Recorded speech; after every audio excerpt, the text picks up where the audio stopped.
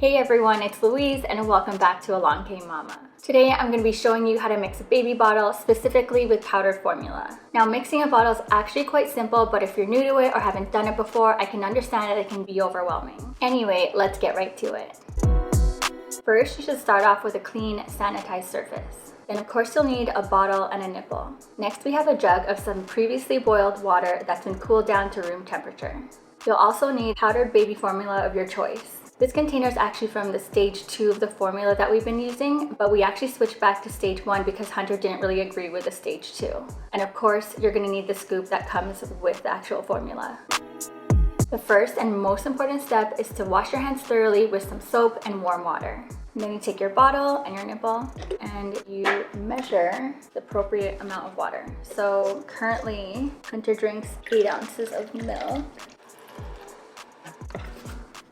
Then you take your formula and you measure unpacked, very important, scoops into the bottle. So for 8 ounces of water, you'll need 4 scoops.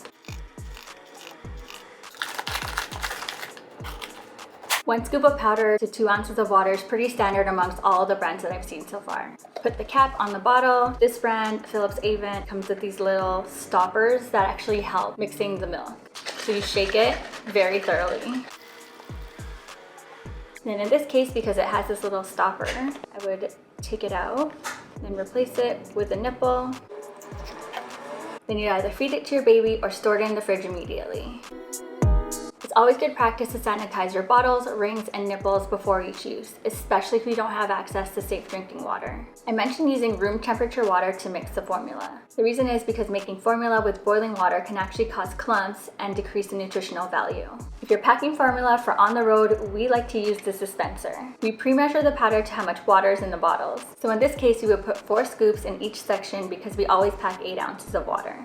It's perfectly fine to feed your baby room temperature or even cold milk, and it's totally up to your baby's preference. Sometimes anything other than a warm bottle will cause tummy issues for your little one, so definitely gauge that accordingly. If your baby prefers a warmer bottle, heat it up in a bottle warmer and not in the microwave. This can cause hot spots in the milk.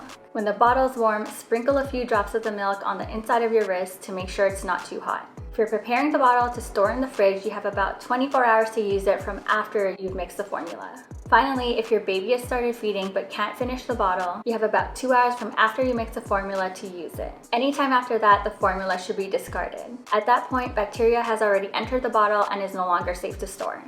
I hope you enjoyed this video and learned a thing or two about mixing a baby bottle. As always, I'll be back next week with a brand new video. In the meanwhile, don't forget to like, comment, subscribe, share, follow me on Instagram, Along Came Mama, and all that good stuff. Thanks for watching and see you soon.